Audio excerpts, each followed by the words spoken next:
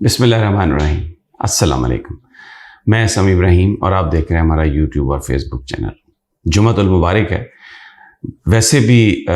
یہ اہم دن ہے ہفتے کے 7 دنوں میں سے، لیکن جمعے کی پاکستان کی سیاست میں بڑی اہمیت ہے، اور سپریم کورٹ میں جو فیصلے آئے ہیں بڑے اہم فیصلے،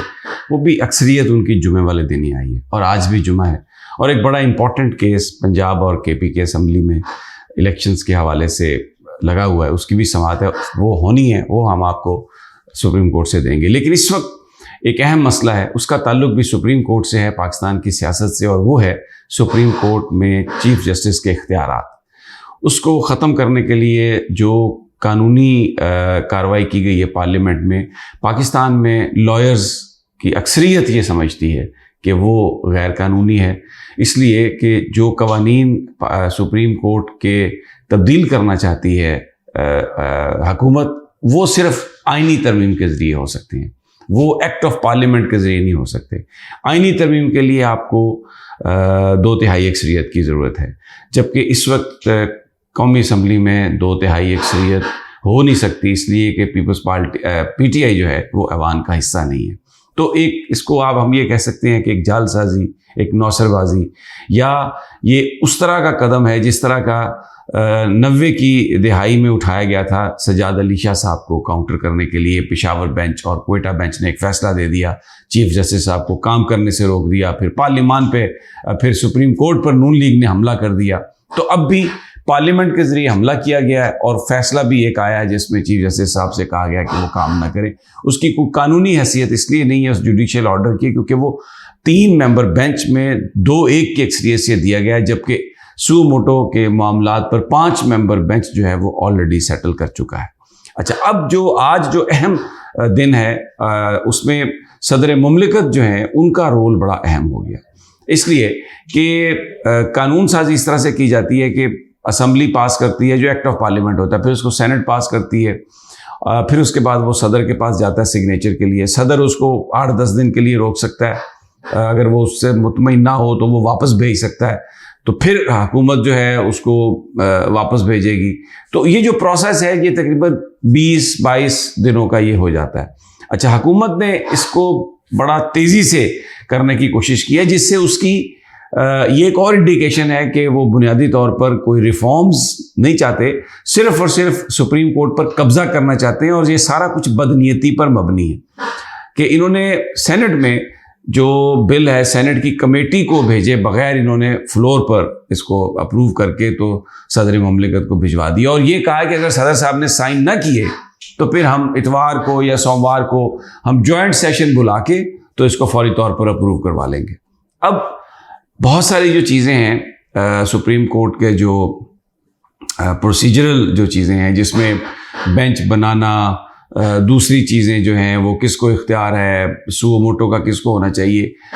اس پہ وکلاء کمیونٹی کے اندر بھی بحث چلتی رہی۔ یہ بہت سارے لوگ سمجھتے ہیں کہ اس کو ریفارم کرنے کی ضرورت ہے اس میں، لیکن ریفارم کا ایک طریقہ کار ہے جس میں کچھ چیزیں ایسی ہیں 184(3) کے تحت ان کو تبدیل کرنے کے لیے آپ کو آئین میں ترمیم چاہیے۔ کچھ چیزیں ایسی ہیں اگر آپ قانون بنا بھی دیں تو وہ قانون جو سپریم کورٹ کے جو آلریڈی جو جوڈیشل پروسیجر ہے اس کا کانفلکٹ اس کے ساتھ نہیں ہونا چاہیے۔ اب اور پھر اس میں یہ جو اس وقت بھی جو قوانین ہیں سپریم کورٹ کے، وہ 12 جو ججز ہیں ان کا یہ فیصلہ ہے، اور پھر فل کورٹ نے یہ سارے اختیارات دیے ہوئے چیف جسٹس صاحب کو۔ تو کوئی بھی قانون جو سپریم کورٹ کا جو پروسیجر ہے، جوڈیشل پروسیجر، اس کی بھی حیثیت ایک لاء کی ہے، اگر اس سے متصادم ہو تو وہ سروائیو نہیں کر سکتا۔ پریویل جو کرے گی وہ سپریم کورٹ کا لاء کرے گا، کیونکہ انڈیپینڈنس آف جوڈیشری کے حوالے سے بڑے لینڈ مارک ڈیسیژن آ چکے ہیں، اور یہ پاکستان کا آئین بھی، قانون بھی یہ کہتا ہے کہ جو جوڈیشری ہے وہ بالکل انڈیپینڈنٹ ہوگی، اور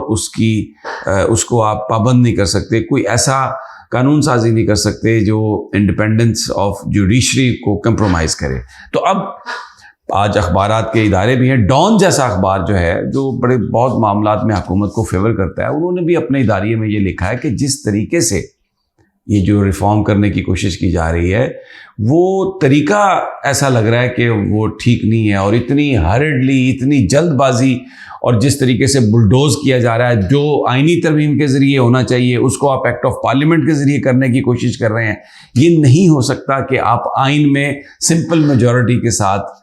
ترمیم کر لیں، اس کے لیے آپ کو 2/3 میجورٹی ہی چاہیے۔ اور یہ ماضی میں جو حملہ آور ہوتی رہی ہے سپریم کورٹ پر وہ نون لیگ ہوتی رہی ہے، لیکن ابھی پیپلز پارٹی بھی اس کے ساتھ ہے۔ اور پھر اس میں آپ دیکھیں جس طریقے سے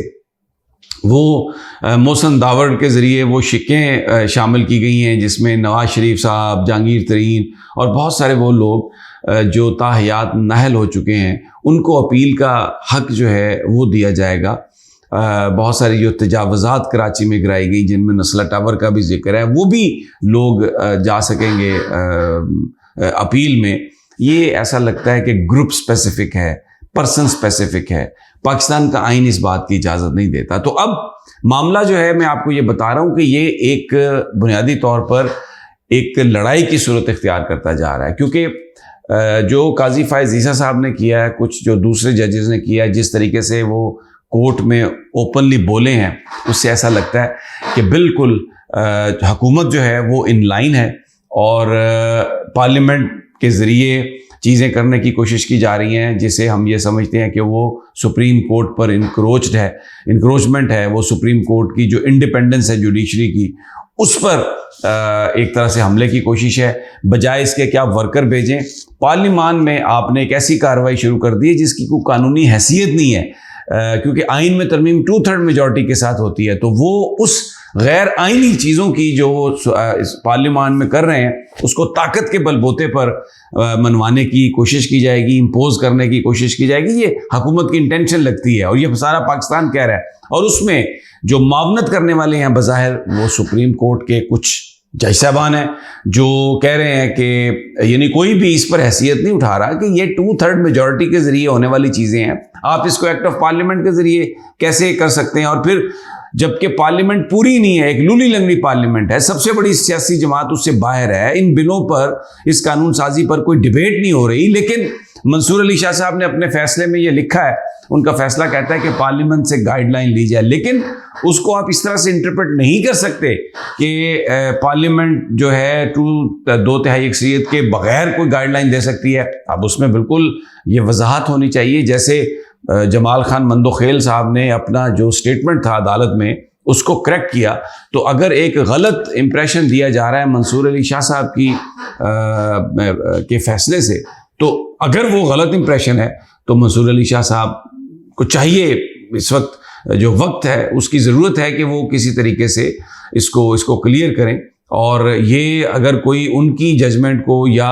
سپریم کورٹ کے اندر جو ڈفرینس آف اوپینین ہے اس کو استعمال کر کے چیف جسٹس کی پاورز کو کلپ کرنے کی کوشش کر رہا ہے، تو اس سے جوڈیشری کی انڈیپینڈنس ختم ہوگی، اور پاکستان میں اس وقت جو صورتحال ہے اس میں ایگریویشن ہوگی، کیونکہ اب رول بہت اہم ہو گیا۔ اب دیکھتے ہیں صدر مملکت کیا کرتے ہیں، لائرز کیا کرتے ہیں، کیونکہ صدر مملکت کے جو کوارٹرز بتا رہے ہیں کہ وہ تو ابھی فوری طور پر اسے دستخط نہیں کریں گے، تو پھر حکومت طاقت کے زور پر اسے امپوز کرنے کی کوشش کرے گی۔